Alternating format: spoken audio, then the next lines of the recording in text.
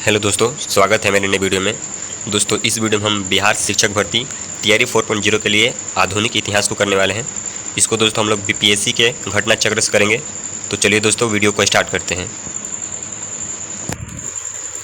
तो दोस्तों, यहाँ पहला प्रश्न है, इनमें से किसे भारत में ब्रिटिश साम्राज्य का संस्थापक माना जाता है?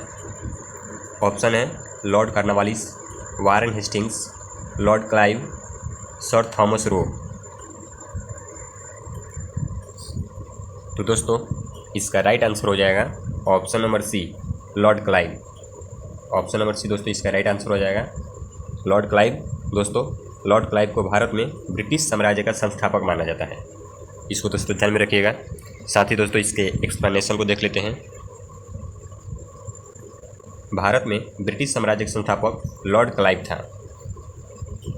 साथ ही दोस्तों लॉर्ड क्लाइव ने प्लासी की युद्ध 13 जून 1757, इसको याद रखिएगा दोस्तों, प्लासी का जो युद्ध हुआ था 13 जून 1757 को, उसका नेतृत्व किया था। और लॉर्ड क्लाइव ने प्लासी की युद्ध जो कि 13 जून 1757 को हुआ था, बंगाल के नवाब सिराजुद्दौला को हराकर भारत में ब्रिटिश साम्राज्य की नींव रखी थी।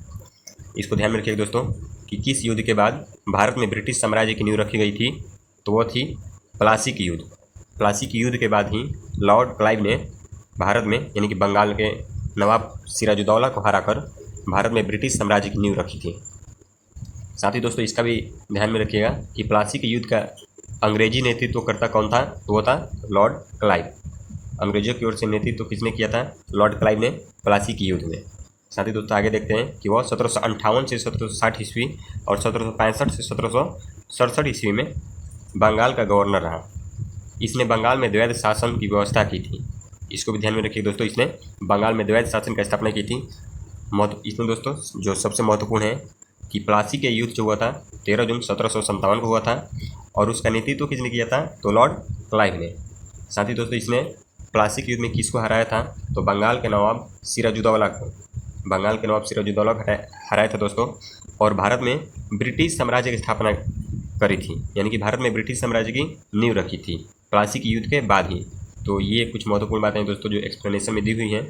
साथ ही दोस्तों प्रश्न के साथ साथ हम लोग जो भी विवरण दिए हुए हैं, जो भी एक्सप्लेनेशन दिया हुआ है, इसको भी करते रहेंगे ताकि एग्जाम ओरिएंटेड कोई भी क्वेश्चन हो तो उसको हम लोग देख सकें।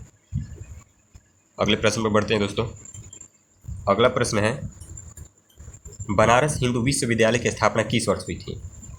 ऑप्शन है 1910, 1916, 1920 या फिर 1921। तो दोस्तों इसका राइट आंसर हो जाएगा ऑप्शन नंबर बी, 1916। 1916 ईस्वी में दोस्तों बनारस हिंदू विश्वविद्यालय की स्थापना की गई थी। साथ ही दोस्तों इसके एक्सप्लेनेशन को देख लेते हैं। बनारस हिंदू विश्वविद्यालय की स्थापना 1916 ईस्वी में पंडित मदन मोहन मालवीय ने की थी। 1916 में दोस्तों किसने की थी, तो पंडित मदन मोहन मालवीय ने की थी। इसकी स्थापना संसदीय विधान बीएचयू अधिनियम 1915 के अंतर्गत की गई थी। तो साथ ही दोस्तों इसको भी ध्यान में रखिएगा, इसको किस अधिनियम के अंतर्गत की गई थी, तो बीएचयू अधिनियम 1915 के था। इसका अर्थ यह है दोस्तों कि अधिनियम जो था 1915 ईस्वी में बना था, पारित हुआ था, और 1916 ईस्वी में इसकी स्थापना मदन मोहन मालवीय ने की थी। अगला प्रश्न है, फ्रांसीसी क्रांति के नारे स्वतंत्रता, समानता और भ्रातृत्व ने पूरी दुनिया को प्रेरित किया था। भाईचारा, न्याय, सरलता, आज़ादी। तो दोस्तों मैंने बता ही दिया कि यहाँ पर इसका राइट आंसर जो है ए हो जाएगा, भाईचारा। यहाँ पर मैंने आपको बता ही दिया, हालांकि मुझे लगा कि कुछ और दिया हुआ है, लेकिन इसमें खाली स्थान दिया हुआ था। तो आप जानते हैं दोस्तों 1789 ईस्वी में फ्रांसीसी क्रांति हुई थी। 1789 ईस्वी में फ्रांसीसी क्रांति हुई थी, जहाँ पर स्वतंत्रता, समानता और भाईचारे की नारा लगाई गई थी। साथ ही दोस्तों इसका भी एक्सप्लेनेशन महत्वपूर्ण है, इसको भी देख लेते हैं। समानता, स्वतंत्रता और बंधुत्व यानी कि भाईचारा का नारा फ्रांस की राज्य क्रांति की देन है, जिसने न केवल फ्रांस अपितु पूरी दुनिया को प्रभावित किया। उल्लेखनीय है कि फ्रांसीसी क्रांति की शुरुआत 14 जुलाई 1789 ईस्वी को हुई थी। उस समय फ्रांस का राजा लुई 16वां था। इसको भी दोस्तों ध्यान में रखिएगा, इसमें दो महत्वपूर्ण बातें हैं। पहला कि इसकी क्रांति जो है 14 जुलाई 1789 ईस्वी को हुई थी, और दूसरा उस समय जब फ्रांस की क्रांति हुई तो उसमें वहाँ का राजा लुई 16वां था। अगला प्रश्न है, स्वराज्य हमारा जन्मसिद्ध अधिकार है, और हम इसे लेकर रहेंगे, ये नारा किसने दिया था? ऑप्शन है लाला लाजपत राय, महात्मा गांधी, बाल गंगाधर तिलक या जवाहरलाल नेहरू। तो दोस्तों इसका राइट आंसर हो जाएगा ऑप्शन नंबर सी, बाल गंगाधर तिलक ने। दोस्तों बाल गंगाधर तिलक ने स्वराज्य हमारा जन्मसिद्ध अधिकार है और हम इसे लेकर रहेंगे, इसका नारा दिया था।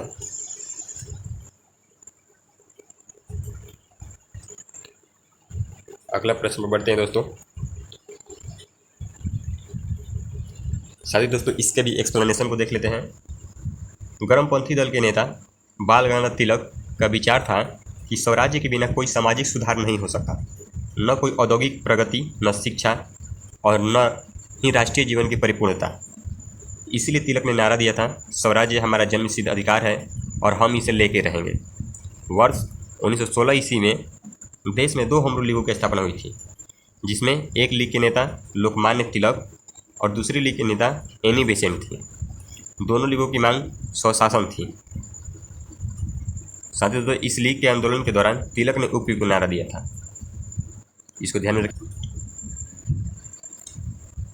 अगला प्रश्न है, निम्नलिखित में से कौन सी पुस्तक तिलक ने लिखी है? ऑप्शन है इंडिया इन ट्रांजिशन, गीता रहस्य, Gokhale my political Guru, discovery of India.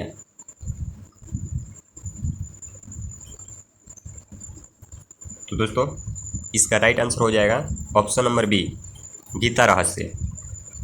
Option number B दोस्तों इसका राइट आंसर हो जाएगा। गीता रहस्य जो था वो बाल गंगाधर तिलक के द्वारा लिखा गया था।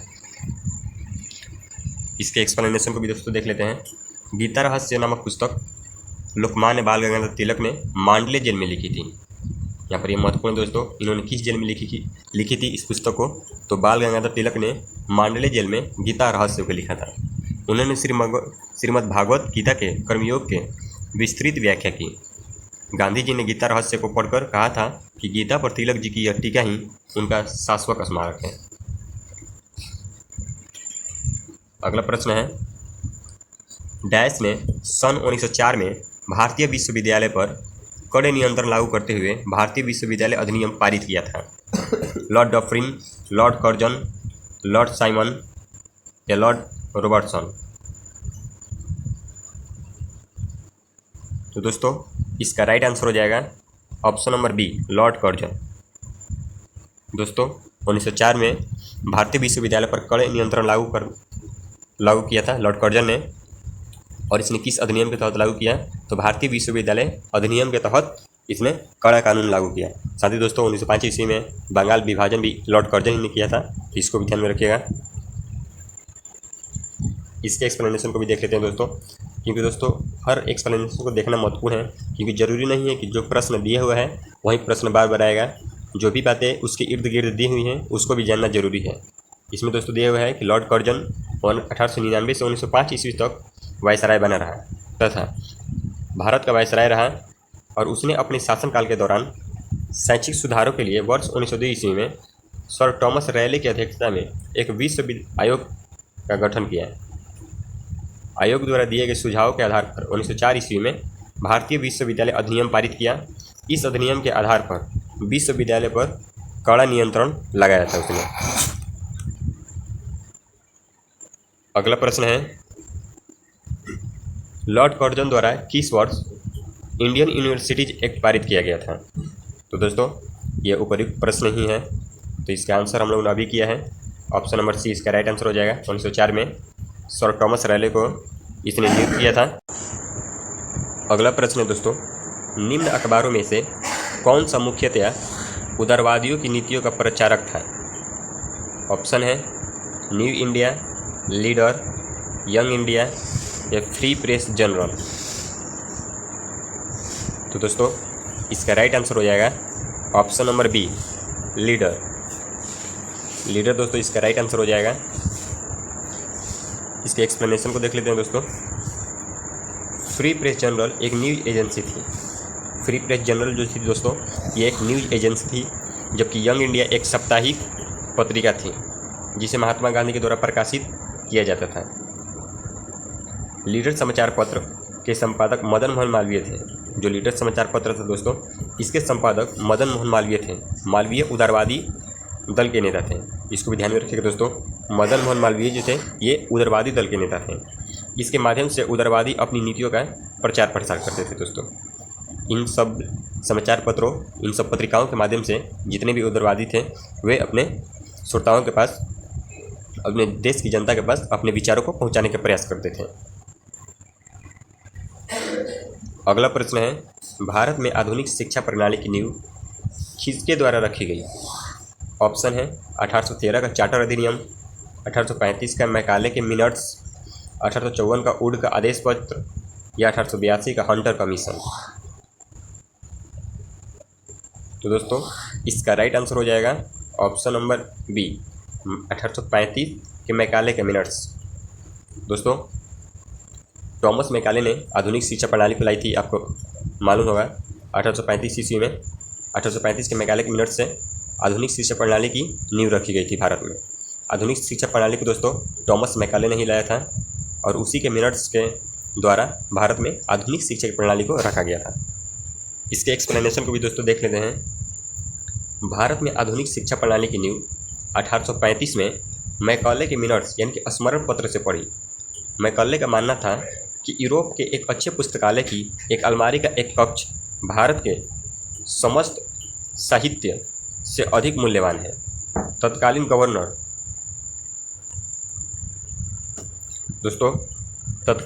जनरल लॉर्ड विलियम बैटिंग द्वारा मैकाले के प्रस्ताव को स्वीकृत करते हुए भारत में अंग्रेजी को ही उच्च शिक्षा का माध्यम बनाए जाने की मंजूरी दी गई थी।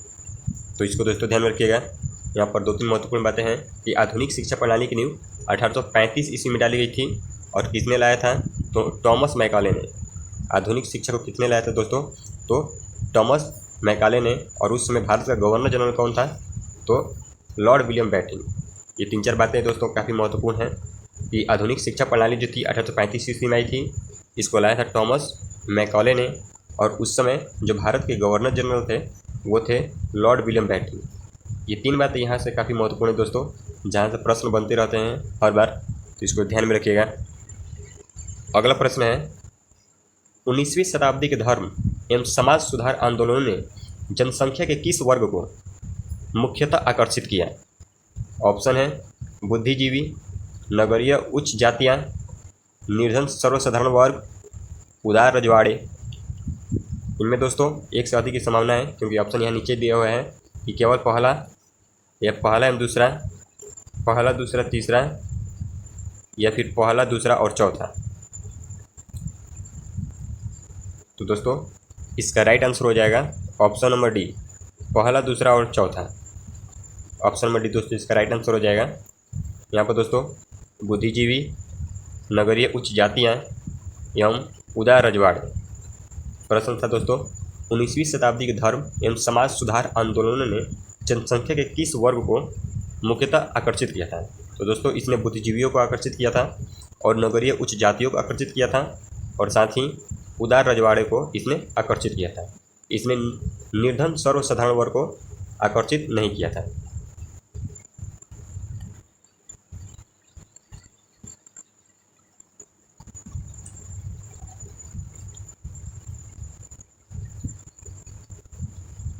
अगला प्रश्न है दोस्तों,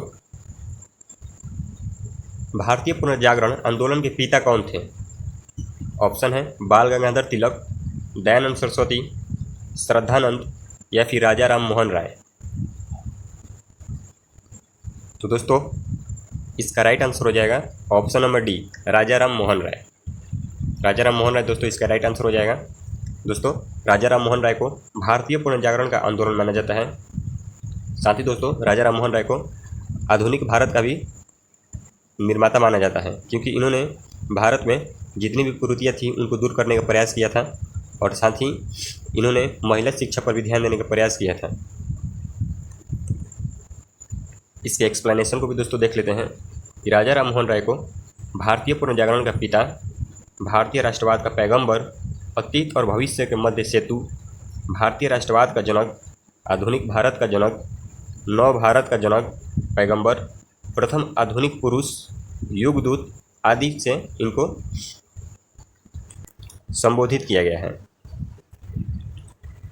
अगला प्रश्न है दोस्तों, नव भारत का पैगंबर कौन कहलाता है? तो दोस्तों इसको हम लोगों ने अभी अभी ऊपर किया है कि नव भारत का पैगंबर राजा राम मोहन राय को कहा गया है। क्योंकि दोस्तों राजा राम मोहन राय ने आधुनिक शिक्षा की बात की थी, भारत में आधुनिकीकरण को लाने का प्रयास किया था, भारत में जितनी भी कुरीतियाँ थी भारतीय समाज में उसको दूर करने का प्रयास किया था। साथ ही दोस्तों आपको याद होगा कि राजा राम मोहन राय ने लॉर्ड विलियम बेंटिंक के साथ मिलकर सती प्रथा को भी अंत करने का प्रयास किया था। अगला प्रश्न है, 1817 में कलकत्ता में हिंदू कॉलेज की स्थापना किसने की? ऑप्शन है Henry Vivian Derozio, David Hare, Jonathan Duncan, एक से अधिक या कोई नहीं। तो दोस्तों इसका राइट आंसर हो जाएगा David Hare. Option number B दोस्तों इसका राइट आंसर हो जाएगा। डेविड हेयर ने 1817 ईस्वी में कलकत्ता में हिंदू कॉलेज की स्थापना की थी। इसके एक्सप्लेनेशन को दोस्तों देख लेते हैं। 1817 में कलकत्ता में हिंदू कॉलेज का स्थापना महाराजा राधाकांत देव, डेविड हेयर, दीवान बौद्धनाथ मुखर्जी ने की थी। इन्होंने मिलकर हिंदू कॉलेज की स्थापना की थी। दोस्तों राजा राम मोहन राय ने भी इस कॉलेज की स्थापना से जुड़े थे। राजा राम जो मोहन राय थे वे भी इस कॉलेज की स्थापना से जुड़े थे। अगले प्रश्न बढ़ते हैं। अगला प्रश्न है, निम्नलिखित में कौन आत्मीय सभा के संस्थापक थे? ऑप्शन है राजा राम मोहन राय, स्वामी दयानंद सरस्वती, स्वामी विवेकानंद या अरविंद घोष। तो दोस्तों इसका राइट आंसर हो जाएगा राजा राम मोहन राय आत्मीय सभा। साथ ही दोस्तों इसके एक्सप्लेनेशन को भी देख लेते हैं। हिंदू धर्म के एक असरवादी मत का प्रचार करने के लिए 1815 ईस्वी में राजा राम मोहन राय ने युवा समर्थकों के सहयोग से आत्मीय सभा की स्थापना की थी। राजा राम मोहन राय ने दोस्तों आत्मीय सभा की स्थापना की थी कब? तो 1825 ईस्वी में। उन्होंने मूर्ति पूजा की आलोचना की और सप्रमाण यह विचार व्यक्त किया कि हिंदुओं के सभी प्राचीन मौलिक धर्म ग्रंथों ने एक भ्रम का उपदेश दिया है। इसके समर्थन में उन्होंने वेदों और 5 मुख्य उपनिषदों का बांग्ला भाषा में अनुवाद किया। साथ ही दोस्तों इन्होंने 1828 ईस्वी में ब्रह्म समाज की भी स्थापना की थी। अगस्त 1828 में राजा राम मोहन राय ने ब्रह्म समाज की भी स्थापना की थी। तो चलिए दोस्तों हमारा वीडियो यहीं पर समाप्त होता है। दोस्तों वीडियो अच्छा लगा तो इसे लाइक करें और साथ ही इस चैनल पर नए हैं तो इस चैनल को सब्सक्राइब जरूर करें। तो चलिए दोस्तों अगले वीडियो में मिलते हैं, तब तक के लिए धन्यवाद।